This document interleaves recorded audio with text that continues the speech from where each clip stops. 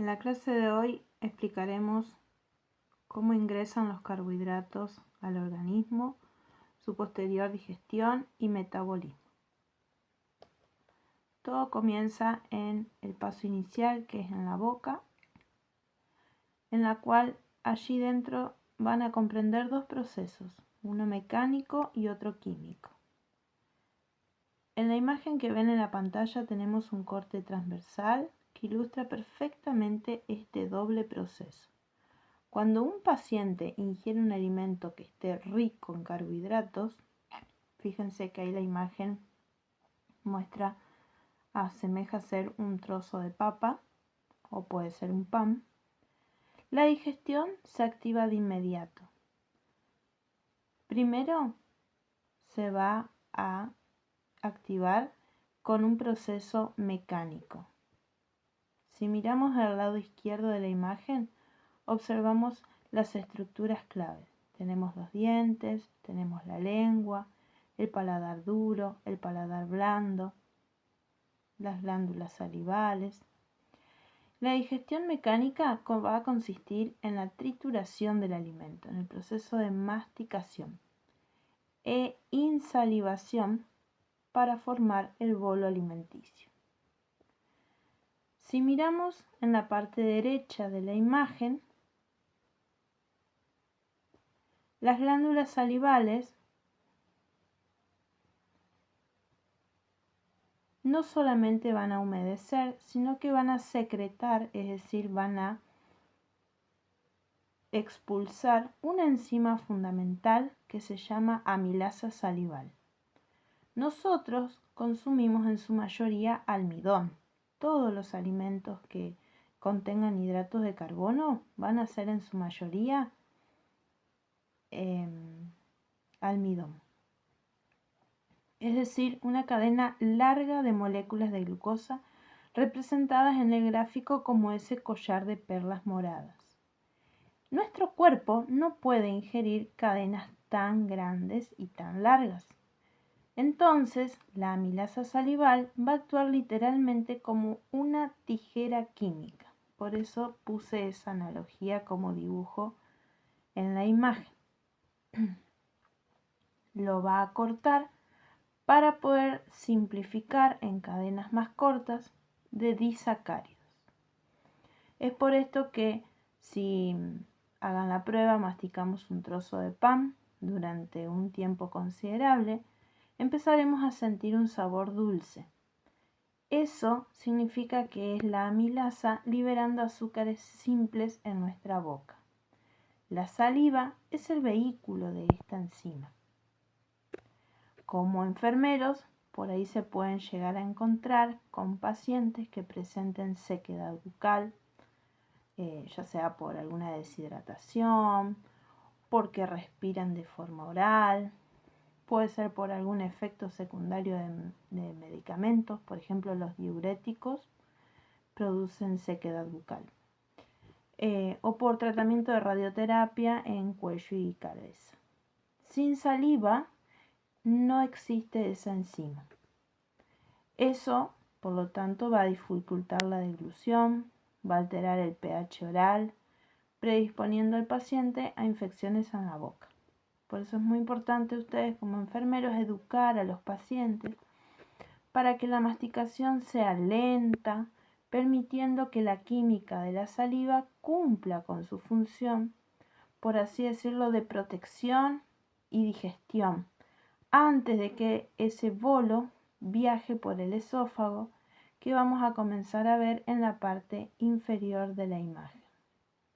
La digestión no es un proceso aislado del estómago. La boca realiza el trabajo pesado de trituración mecánica y da el puntapié inicial a la degradación química de los carbohidratos mediante la ayuda de esta enzima que es la amilasa salival. El bolo alimenticio ya formado atraviesa el esófago y cruza el cardias. El cardias, por así decirlo, es la válvula o esfínter muscular que actúa como puerta de entrada al estómago.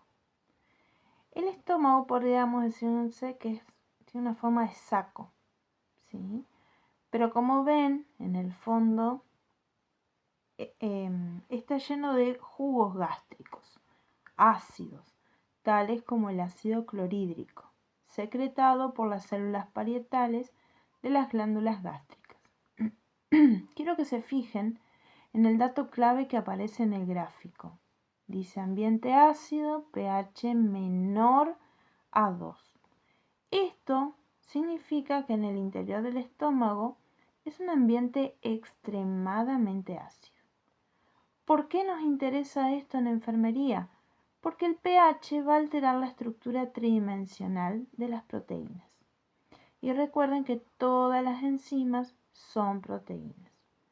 Una de ellas, que venía junto con el bolo alimenticio, era la amilasa salival, que trabaja de forma óptima en la boca con un pH entre 6 y 7. Cuando cae bruscamente a un pH menor a 2 en el interior del estómago, esta enzima, esta proteína, la amilasa, se va a desnaturalizar.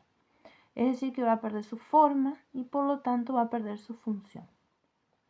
Para que se lo acuerden de forma sencilla o sepan ustedes explicarlo a sus futuros pacientes, miremos el recurso didáctico que les preparé en la imagen.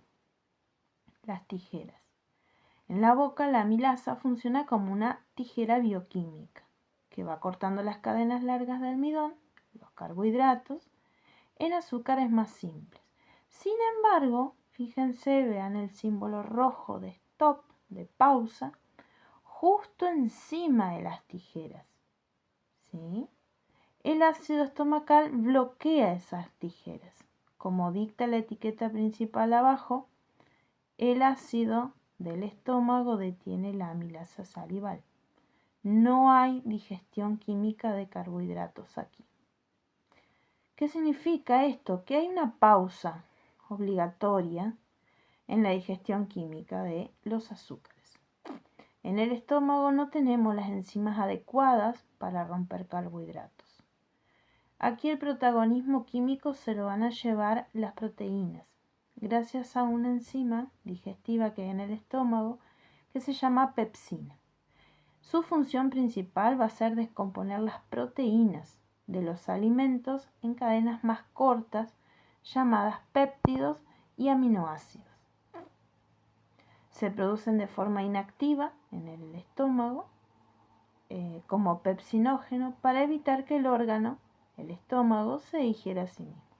Cuando entra en contacto con ácido clorhídrico del jugo gástrico, el pepsinógeno se activa transformándose en pepsina. Los carbohidratos van a tener que esperar hasta llegar a la primera parte del intestino delgado, que ahí está en forma de curva, que es el duodeno, para poder seguir con su proceso de digestión.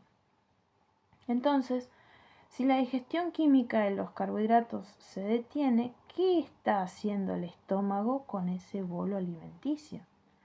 Fíjense las líneas dinámicas que hay por fuera del estómago, está dando a entender, ¿sí?, que el estómago está en constante movimiento. Entonces aquí la digestión es principalmente mecánica. El estómago tiene 3 capas de músculo liso, ¿sí?, que se contraen en ondas rítmicas, como peristaltismo y movimientos de batido. Y su función es triturar físicamente ese bolo y mezclarlo de forma íntima con los jugos gástricos, con el ácido clorhídrico, hasta convertirlo en una sustancia que es semilíquida que se llama quimo. Es un proceso de licuación mecánica, por así decirlo, lo que sucede en el estómago. No hay ruptura química de nutrientes complejos. En la siguiente diapositiva lo que estamos viendo es la conexión del estómago con la primera parte del intestino delgado. Su importancia aquí va a radicar en que aquí el trabajo de trituración física que hizo el estómago va a terminar. Identifiquemos rápidamente a los órganos que aquí se ven. En la parte de arriba a la izquierda vamos a encontrar el estómago, ¿sí? El depósito muscular.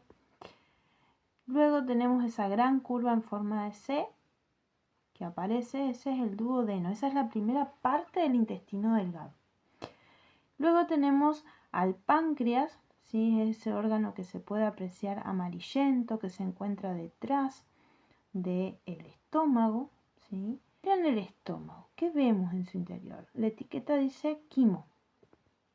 El quimo es la mezcla que se había formado, una mezcla semilíquida junto con el jugo gástrico, ¿sí? Mediante los movimientos que tiene el estómago. El estómago no va a vaciar el quimo de un solo golpe, por así decirlo, sino que utiliza otro esfínter muscular, por así decirlo, que es el píloro, ¿sí? Que va a ir vaciando de a poco, ¿sí? O va a ir dando paso de forma lenta, que se va a abrir y cerrar rítmicamente para dejar pasar pequeñas cantidades de quimo al duodeno. Ahora quiero que presten atención a la curva ahí del duodeno. Está marcado como el inicio del intestino delgado. ¿Cuál es el problema aquí? Que las paredes del duodeno están conformadas por un tejido mucho más delicado que el estómago. No están diseñados para soportar una alta acidez por mucho tiempo. Por eso el estómago es que tiene 3 paredes, ¿sí? Entonces, como no está diseñado para soportar una alta acidez por mucho tiempo, va a necesitar de ayudas de enzimas, ¿sí? Para poder neutralizar todos esos ácidos que tiene. Por lo tanto, la primera tarea crítica o especial en el duodeno no va a ser la digestión, sino que va a ser la neutralización. Aquí es donde el páncreas y su conducto pancreático, fíjense ese conducto en celeste, ¿sí? Va a secretar un líquido que es vital para el duodeno, que se llama el jugo pancreático. Va a tener 2 ingredientes ese jugo pancreático. Uno va a ser una enzima, que es la amilasa pancreática, que se encarga de digerir carbohidratos, y el otro es el bicarbonato de sodio. Es el ingrediente especial que necesitamos sí o sí para mencionar, para atacar y neutralizar tanta acidez que viene del estómago. El bicarbonato es una base fuerte. Entonces el páncreas es un órgano que nos va a servir para hacer un ataque químico. Va a secretar la enzima de forma inactiva para protegerse primero a sí mismo, para que no se digiera por dentro. Y solo se va a activar cuando llega al duodeno. Esta secreción va a estar controlada por otras hormonas que van a detectar la acidez en el duodeno. Allí el carbohidrato complejo que nosotros hemos ingerido, que es el almidón, entra todavía como cadenas largas de moléculas, ya ha sido digeridas por la amilasa salival, ya ha cortado, pero aún vienen demasiado grandes para absorberse. Entonces aquí entra en juego la enzima que recién nombramos, la amilasa pancreática, que va a terminar de cortar los enlaces químicos dentro de esas cadenas de almidón. Por eso fíjense que también acá dejo dibujadas algunas tijeritas. La amilasa pancreática es muy potente y muy específica, porque va a cortar en pedacitos a ese almidón de 2 monosacáridos, ¿sí? Por eso dice, está ahí, las dibujó las tijeras, y después que va cortando aparecen disacáridos, es decir, 2 monosacáridos unidos, ¿sí? Acuérdense que esa unión se llama enlace glucosídico, ¿sí? recuerden el recuadro principal que ahí traté de dejar. La amilasa pancreática descompone las cadenas en azúcares dobles. Este es el punto clave, por así decirlo, porque la digestión pancreática de carbohidratos se detiene en el disacárido. ¿Sí? Hasta ahí llega su trabajo. Para poder descomponerlos en monosacáridos, que es como nuestro organismo lo necesita, ¿sí? Va a tener que irse a otra parte. Pero el trabajo del páncreas se puede decir que hasta ahora ha terminado. Esto es importante que ustedes sepan como futuros enfermeros porque a veces las personas pueden llegar a tener ciertas dificultades, por ejemplo una pancreatitis, ¿sí? Imaginen que estas enzimas se activan dentro del páncreas, no en el duodeno. Entonces el páncreas comienza, por así decirlo, a digerirse a sí mismo. ¿Sí? Entonces un paciente va a presentar un dolor abdominal insoportable, va a presentar náuseas, va a presentar vómitos, va a presentar shock. Entonces ustedes van a ser los primeros en evaluar la gravedad y gestionar el manejo nutricional y el control del dolor. O también puede pasar que el páncreas esté crónicamente dañado y ya no produzca más suficiente bicarbonato o enzimas. Entonces ahí el duodeno va a recibir todo ese quimo ácido que proviene del estómago y no va a poder neutralizar. Entonces el duodeno empieza a quemarse por dentro, ¿sí? Entonces aparecen las úlceras. Y si no llegara a producir el páncreas la enzima, la amilasa pancreática, los carbohidratos, ¿sí? No se van a digerir.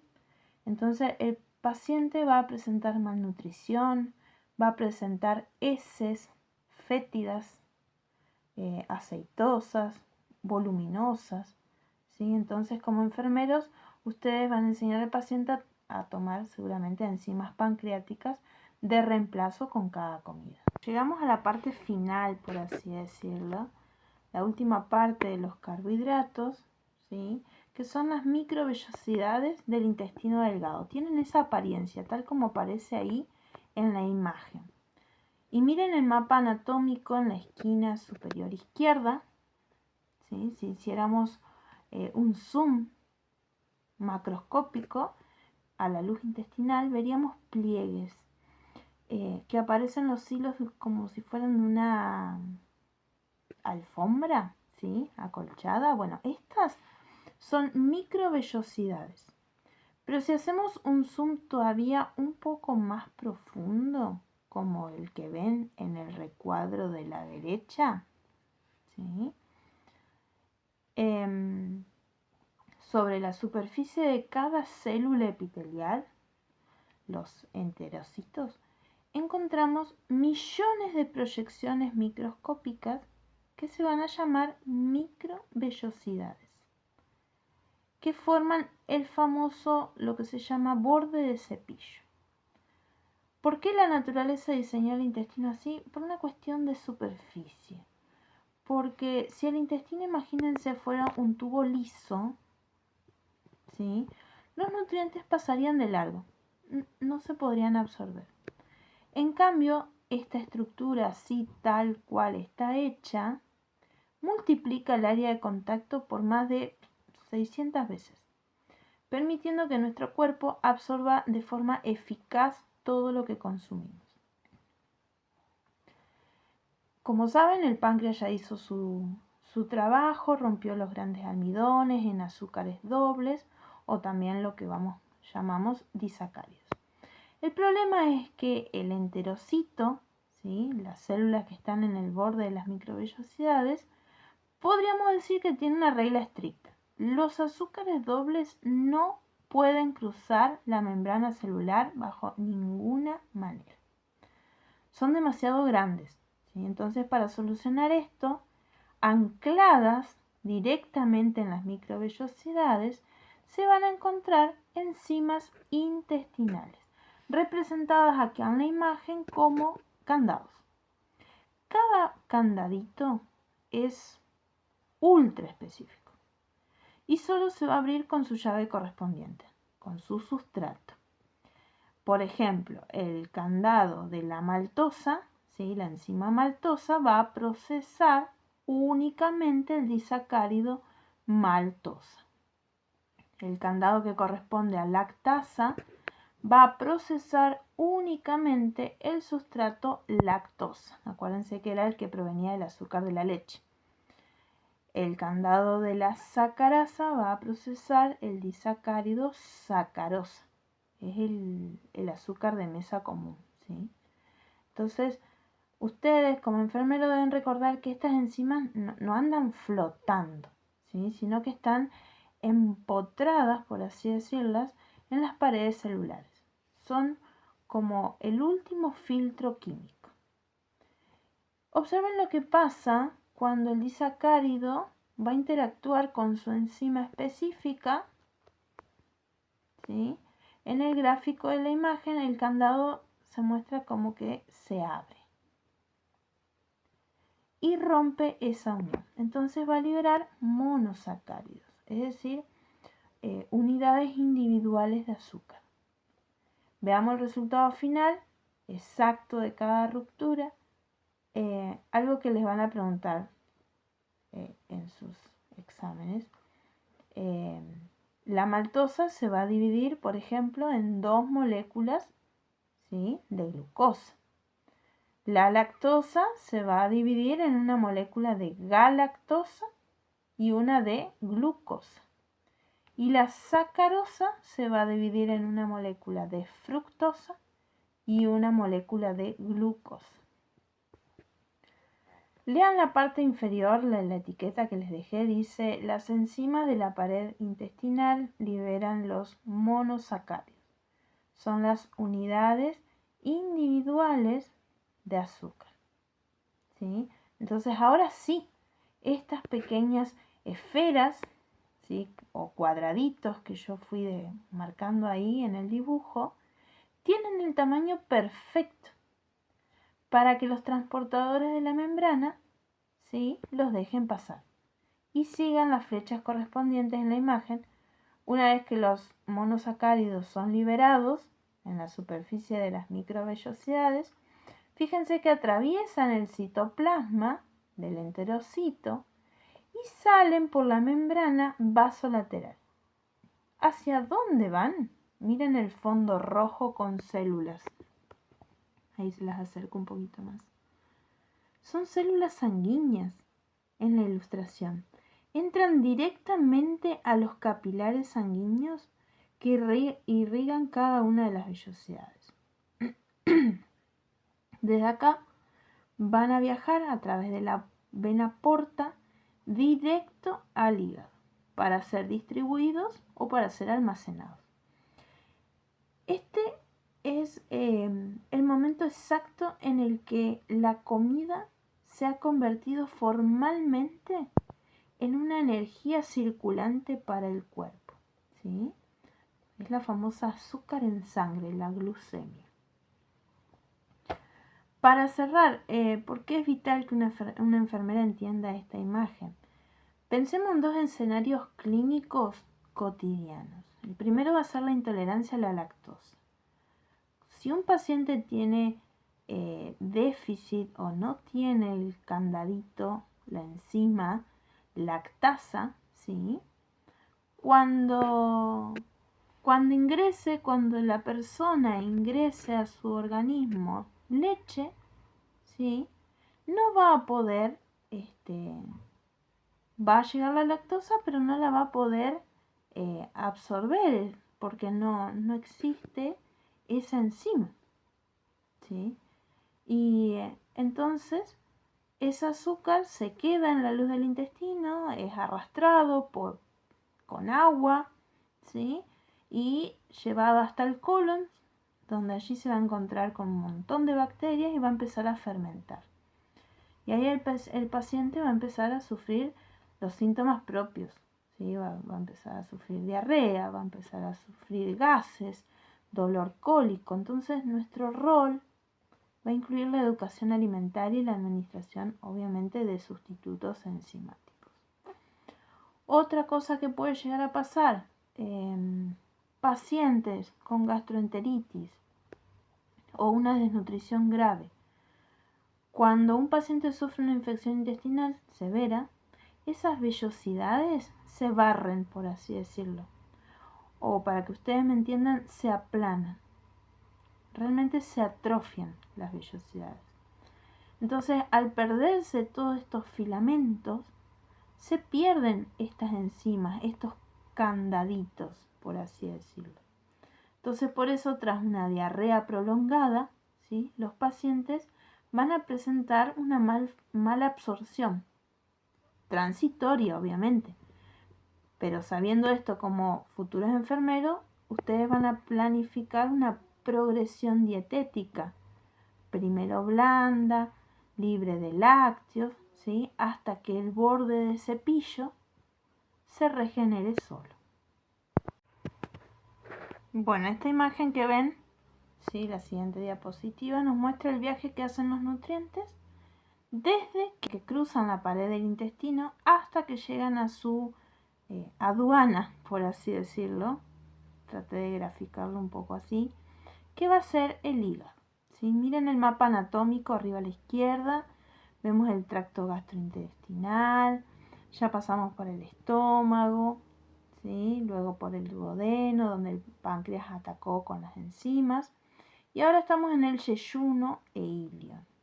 Las partes del intestino delgado especializadas en la absorción. La imagen nos hace un zoom en una de esas pequeñas vellosidades, fíjense, ¿sí? Miren a la izquierda, esta es una célula epitelial intestinal, ¿sí? Esta acá, a ver si la puedo,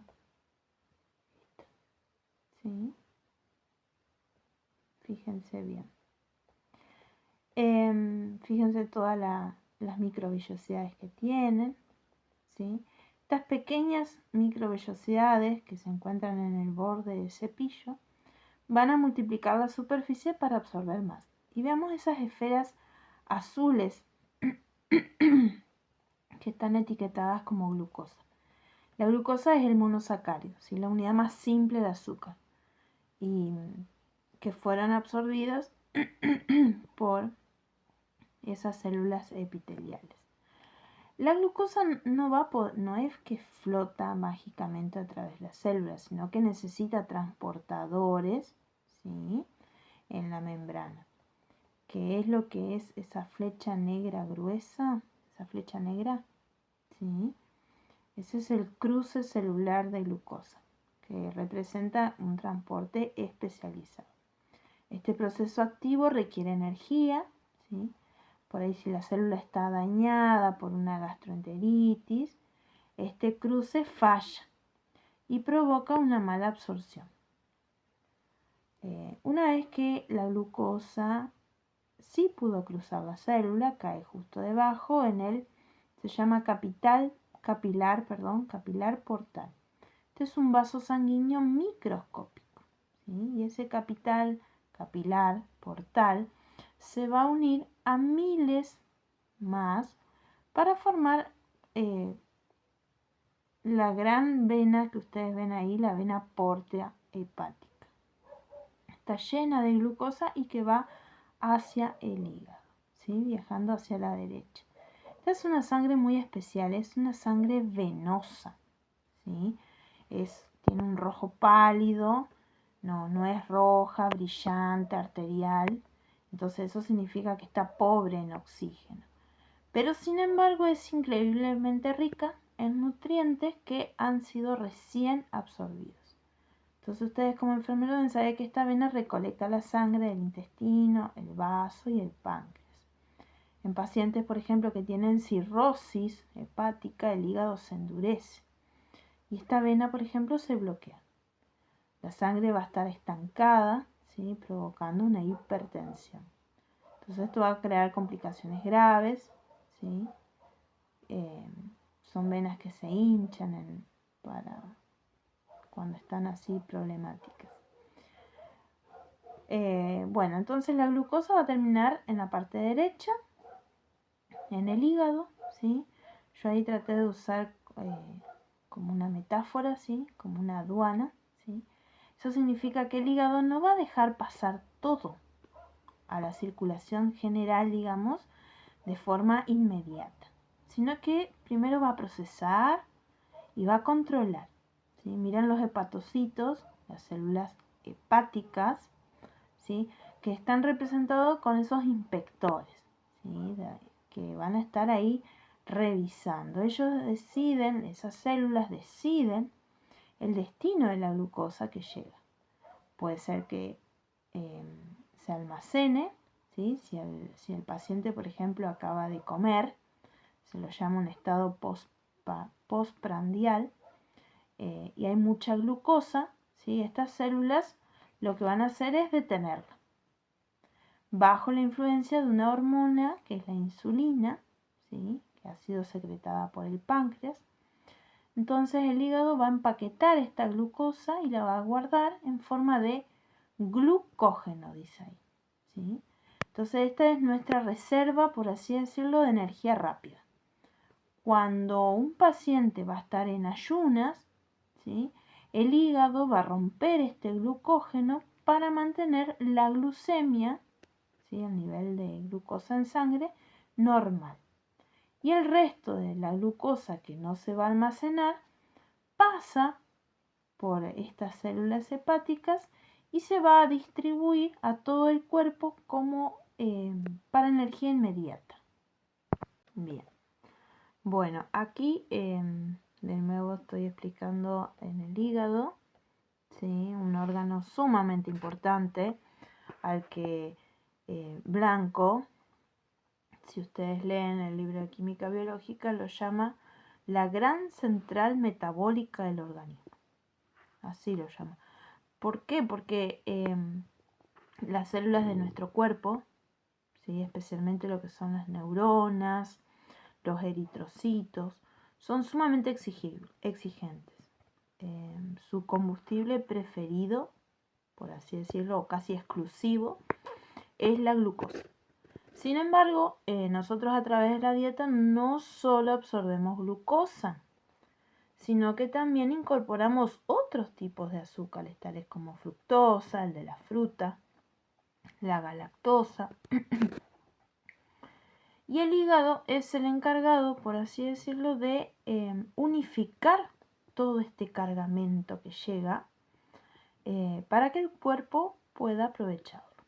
Miren, por ejemplo, el lado izquierdo del esquema. Aquí está entrando la fructosa y la galactosa a los hepatocitos, a las células propias del hígado. Siguiendo, digamos, el libro de Blanco, el hígado posee vías enzimáticas, varias enzimas, ¿sí? Que van a transformar estos azúcares. La galactosa va a entrar a la vía de la enzima de la galactoquinasa, ¿sí? Para poder convertirlo a glucosa. La fructosa, ¿sí? Va a entrar a la vía de la fructoquinasa hepática. Entonces lo va a transformar también en glucosa. Una imagen, este complejo laboratorio, por así decirlo, está representado de forma como si fuera un conversor molecular, ¿sí? Logrando obtener glucosa pura, ¿sí? Lista para las necesidades del organismo. La etiqueta dice, fíjense, el hígado convierte todos los azúcares en glucosa y regula su distribución. Ningún otro órgano, ¿sí? puede hacer esta conversión tan masiva. También supongamos que el paciente está activo o lleva varias horas en ayuno, ¿sí? Entonces el hígado lo que va a tomar el camino es de que toda esa glucosa que le ha llegado, liberarlo, ¿sí? al torrente sanguíneo para poder dar energía inmediata, ¿sí? Entonces Blanco destaca, el libro de Blanco destaca que el hígado funciona como un verdadero también amortiguador. Si la glucemia baja, el hígado libera glucosa para proteger órganos vitales que ven ustedes a la derecha, el cerebro, ¿sí? El tejido muscular, el resto de los órganos corporales, ¿sí? Para enfermería esto es importante, ¿sí? Porque eso es lo que está pasando cuando ustedes quizás tengan que medir el azúcar en sangre a un paciente en una sala. Pero, por ejemplo, ¿qué pasa si nuestro paciente acaba de almorzar, está descansando en una cama y ya tiene suficiente glucosa circulando por la sangre? ¿Sí? Va a tener un exceso de glucosa, pero ese exceso no se desperdicia, sino que el hígado va a tomar el camino que está ahí graficado en el número 2, como un almacén. ¿Qué pasa si un paciente recién ha ingerido alimentos, ¿sí? Y tiene mucha glucosa en sangre? El hígado lo que va a hacer es tratar de almacenar. Obviamente va a estar bajo el estímulo de la hormona insulina, ¿sí? Las células del hígado van a activar la síntesis de glucógeno, un proceso químico conocido como glucogenogénesis. Miren el dibujo a la derecha, la glucosa se va a unir, ¿sí? Se va a ir uniendo en ramificaciones complejas para formar la reserva, que es lo que se llama glucógeno. Este glucógeno, digamos, por así decirlo, el banco de ahorros de energía del cuerpo. Cuando un paciente entra en ayuno durante la noche, el hígado va a invertir ese proceso, va a romper ese glucógeno. Eso se llama glucogenólisis, para poder mantener los niveles de azúcar estables sin necesidad de que el paciente sienta hambre y coma. Bien, ahora nos centraremos, nos enfocaremos en el mecanismo molecular de almacenamiento, ¿sí? Cuando hay un exceso de combustible, cuando hay un exceso de glucosa en el cuerpo. La glucogenogénesis. Miren la imagen, tenemos ahí representados los dos grandes almacenes de nuestro organismo de glucosa. Una es a la izquierda la célula hepática, que es la que hemos estado hablando, y a nuestra derecha, ¿sí?, la célula muscular, porque también se almacena en las células musculares, ¿sí? Antonio Blanco, en su libro Química Biológica, explica que tras una comida rica en carbohidratos, la glucemia se eleva, lo que va a estimular a las células del páncreas, las células beta en especial, a liberar insulina. En el gráfico, si pueden apreciar, la insulina va a actuar como una llave molecular indispensable. La insulina es una hormona fundamental para la vida que está producida por células beta del páncreas. Entonces, su función es que va a regular, va a ser una llave que permite que la glucosa, ¿sí?, el azúcar que obtenemos de los alimentos, entre a la célula de nuestro cuerpo para transformarse en energía. Bien, en la próxima diapositiva lo que vamos a hablar es de la glucólisis. La glucólisis es el proceso contrario, es el proceso en el cual la glucosa que ha sido ingresada al organismo, al hígado, se va a dividir para generar una energía inmediata que las células por alguna razón necesitan. Antonio Blanco, en su libro, enfatiza o pone mucha atención que la glucólisis es un proceso que ocurre enteramente, sí, esto es muy importante, en el citoplasma o en el citosol también, por así decirlo, el espacio fluido, el espacio acuoso de la célula. No requiere de ninguna organela para llevarse a cabo. Entonces, como ven en el esquema, yo lo representé como una línea de producción de una fábrica automatizada. Esta vía, ¿sí?, metabólica va a constar de 10 reacciones enzimáticas consecutivas. No es necesario que las sepan, yo solamente les estoy contando, sino que prefiero que nos centremos, ¿sí?, en entender perfectamente qué entra en ese proceso, qué se produce y qué pasa si el paciente se descompensa.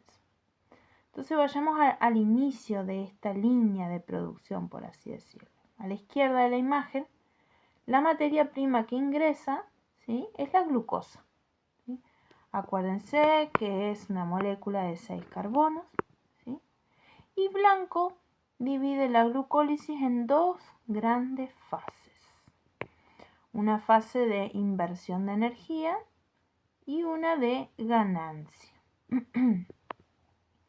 Al principio, la célula gasta un poco de energía para poder activar esa glucosa y desestabilizarla. ¿Para qué? Para romperla exactamente a la mitad, ¿sí? Se van a tener dos moléculas de 3 carbonos cada una, ¿sí? Es lo que se llama piruvato. Observen el centro del diagrama. El resultado de este fraccionamiento son dos moléculas de piruvato. Es un compuesto de 3 carbonos. Es decir, se transforma una molécula grande y pesada en dos unidades más pequeñas y más manejables para la célula, ¿sí? Acá estamos en un proceso típicamente de catabolismo. Este viaje, digamos, este proceso es que la glucosa se va a dividir para generar energía inmediata, ¿sí?, que las células necesitan. Esa energía inmediata es lo que se llama, o lo que está ahí en la imagen, son los ATP, ¿sí? Son esas baterías que yo quise tratar de graficar cargadas. La célula al principio, para romper esa molécula, necesita de dos ATP, ¿sí? Y al final de la línea de producción, por así decirlo, genera 4 ATP. Por lo tanto, el rendimiento neto, ¿sí?, es de 2 ATP por cada molécula de glucosa degradada, ¿sí? Este ATP es esa energía biológica, por así decirlo, pura e inmediata, que el cuerpo va a utilizar para la contracción muscular, para el transporte de electrolitos, para la síntesis de proteínas, ¿sí? El libro de blanco nos recuerda un detalle crucial que ven justo al lado. También se van a producir dos moléculas, dice ahí, de NADH. Es una abreviación, ¿sí? Significa nicotinamida adenina nucleótido reducido. Es un transportador de electrones, es una especie de un cheque energético al portador. Si la célula dispone de oxígeno, estos transportadores van a viajar hasta la mitocondria para poder cambiar por mucho más ATP. ¿Sí? Entonces acá llegamos a un punto con mayor impacto en enfermería, ¿sí?, en la parte gástrica y de urgencia. Miren el destino de esos dos piruvatos. En la derecha de la imagen hay una bifurcación, hay como dos caminos, ¿sí? Esos piruvatos pueden seguir una vía con oxígeno, una vía aeróbica se llama, ¿sí? Si el paciente respira bien y sus tejidos están bien perfundidos, esos piruvatos van a cruzar la frontera y entran a la mitocondria. Allí entonces se van a oxidar por completo, entran ahí a un ciclo, fíjense, metabólico, se llama ciclo de Krebs y fosforilación oxidativa. Es una vía altamente eficiente donde se producen más o menos de 30 a 32 ATP. O también esos piruvatos pueden seguir una vía sin oxígeno, una vía anaeróbica. ¿Sí? Por ejemplo, cuando un paciente está en un paro cardiorrespiratorio, cuando un paciente se está ahogando o cuando hay una hemorragia. No hay oxígeno. ¿Sí? Entonces, ¿qué va a pasar? La mitocondria se cierra, ¿sí? Y para sobrevivir, por así decirlo, el citoplasma va a recurrir a lo que se llama una fermentación láctica. El piruvato entonces lo que va a hacer es se reduce, ¿sí? Rápidamente en lactato, un ácido, ¿sí? Que para poder reciclar ese NADH y que la glucólisis no se detenga. El problema es que esta vía solamente nos da 2 ATP, ¿sí? Caso contrario como era el de la vía aeróbica, ¿sí? La que es con oxígeno, que nos produce 34 ATP. Pero depende del estado de las células del organismo, puede seguir una vía o puede seguir otra. Entonces eso es importante que ustedes puedan saber. Acá les hice en detalle cómo es la estructura y la función del ATP. ATP es una abreviación, significa adenosín trifosfato. Fíjense, esa es toda la estructura, una estructura bastante importante. ¿Sí? Tiene un azúcar, a ver si se los puedo marcar. Acá tiene un azúcar en forma de pentosa, ¿sí? Porque forma un ciclo de 5. Esa pentosa va a estar unida, ¿sí? A una adenina, ¿sí? Después, avanzado el curso, vamos a ver qué es esto, ¿sí? Y lo más importante del ATP es que unido a esta azúcar central hay 3 grupos fosfato. ¿Qué pasa con esos grupos fosfatos? Que cuando se rompen van a liberar muchísima energía, ¿sí? Por así decirlo. Cada célula que tenemos tiene millones de estas micromonedas energéticas, por así decirlo, listas para ser gastadas, digamos, para lo que el organismo requiere. Estamos generalmente, obviamente, primero para mantener las funciones vitales de lo que es la célula. Si ustedes observan el lado izquierdo de la imagen, ¿sí? Dice, el ATP es la principal moneda de energía de la célula. Los enlaces fosfato de alta energía liberan energía para el trabajo celular. En la siguiente diapositiva lo que hago es tratar de forma resumida o para que tengan otra forma de ver lo que es la glucólisis, ¿sí? Quizás lo puedan ustedes entender. Ahí fui dejando los principales conceptos, qué es la glucosa, qué es el piruvato, qué es la ATP, qué es el NADH, ¿sí?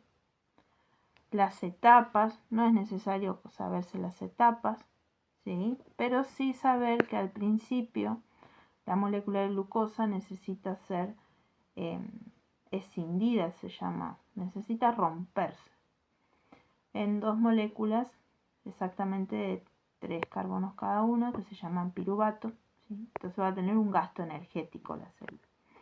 Pero después se obtienen 4 moléculas de ATP, ¿sí? Entonces hay una ganancia neta de 2. También les dejo ahí cuál es el destino de ese piruvato, que puede seguir una vía aeróbica, acuérdense, y una vía anaeróbica, la que es sin oxígeno, ¿sí? Esto acá que les muestro, ¿sí? Lo puse esquemático como si fuera una central eléctrica.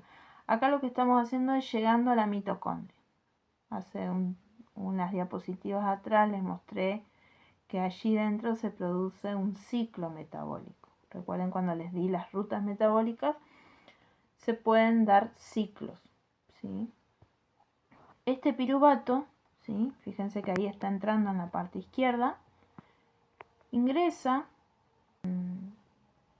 Y cuando cruza las membranas mitocondriales, ¿sí? Acuérdense que la mitocondria era una organela que tiene doble membrana, entonces tiene que atravesar ambas membranas, va a sufrir una descarboxilación oxidativa, se llama. Va a sufrir una transformación que se va a convertir, va a permitir que se convierta en una sustancia que se llama acetil-CoA. Este producto es un producto transitorio, ¿sí? Es un combustible, por así decirlo, que va a permitir ingresar a ese ciclo metabólico. Una vez que esté allí dentro, que yo ahí lo grafico como si fuera un engranaje, ¿sí? Una vez que esté en ese engranaje, esta molécula lo que va a hacer es, va a ir transformándose, va a ir pasando por con ayuda de varias enzimas, va a ir produciendo distintos metabolitos, ¿sí? Que van a ir cambiando. Fíjense que yo en esa imagen también grafico como si fueran unas nubecitas y dice CO2. Dice que se va a producir dióxido de carbono, ¿sí? Es un gas. Ese gas es el gas que viaja hasta nuestros pulmones, ¿sí?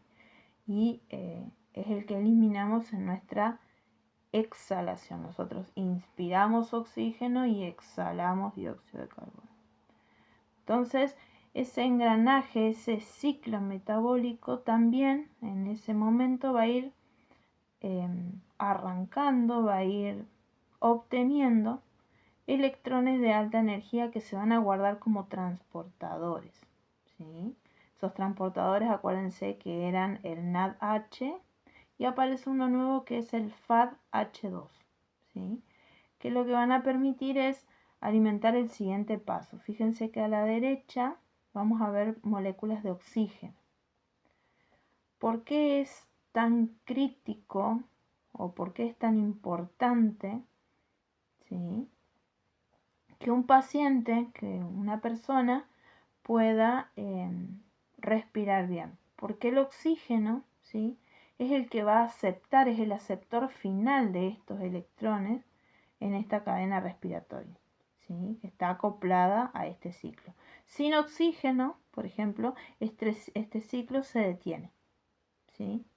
Entonces, al aceptar esos electrones y a unirse al oxígeno, se va a transformar en agua, que ven señalada ahí, yo la puse en la parte inferior, como un producto residual, es como un residuo, ¿sí? Limpio.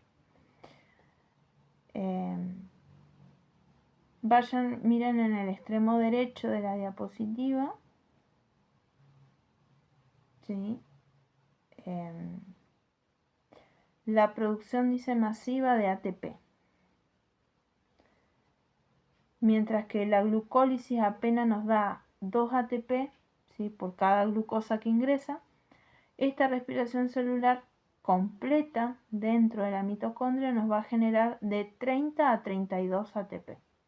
¿Sí? Entonces es un proceso muy importante donde la célula tiene mucha energía. Bien, acá vamos a hablar en esta diapositiva sobre el momento del ayuno.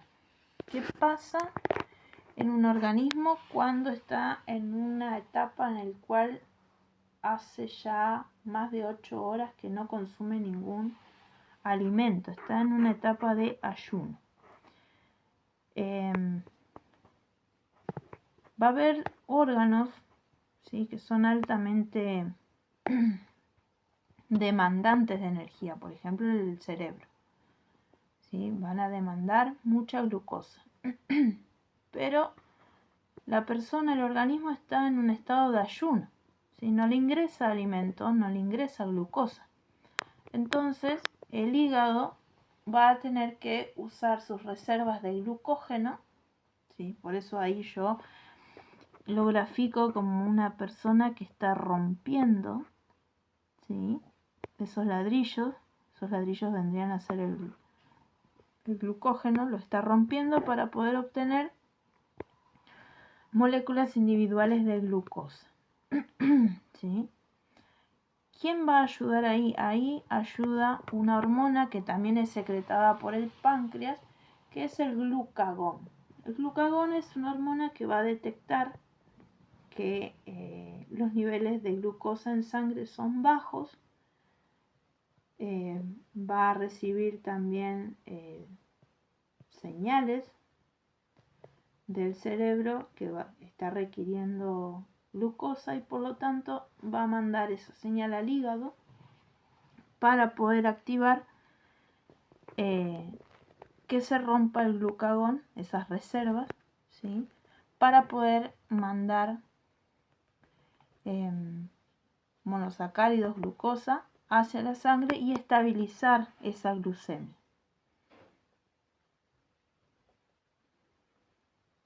Entonces, ese proceso, ¿sí?, en el que el glucagón se rompe se llama glucogenólisis.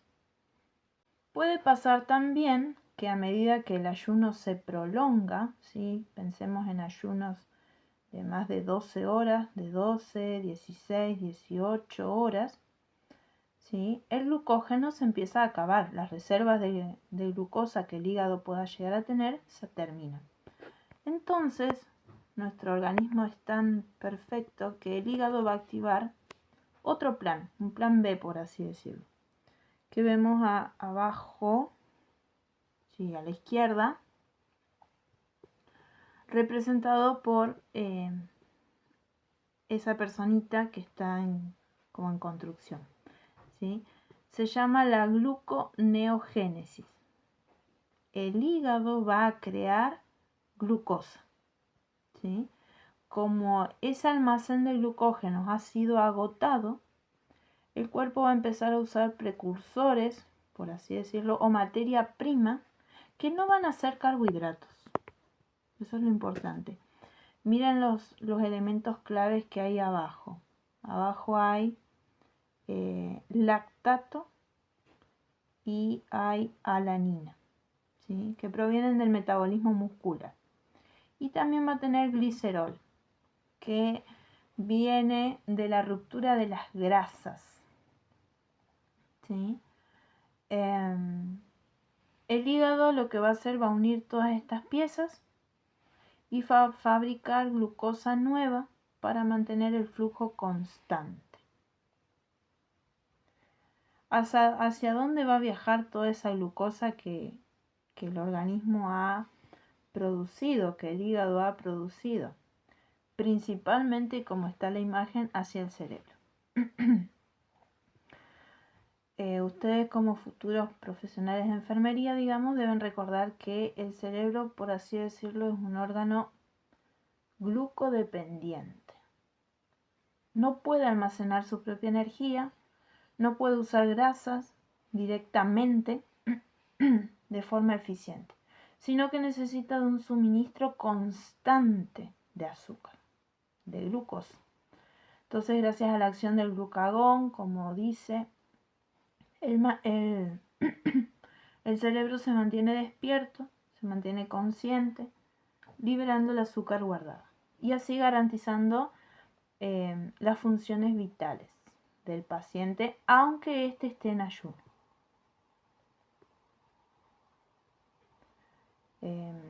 Por ahí es importante para ustedes porque cuando tengan un paciente con ayuno prolongado para una posible cirugía o por un estudio, también les puede pasar por a un paciente diabético que usó en exceso insulina. Ustedes tienen que comprender que estos mecanismos que utiliza el hígado, ¿sí?, les va a permitir entender por qué el cuerpo compensa o por qué en esos casos extremos, ¿sí?, se requiere de una administración exógena de glucagón o soluciones glucosadas, ¿sí?, para restablecer el equilibrio. Es decir, que sí o sí hay que ingresarle glucosa de forma externa.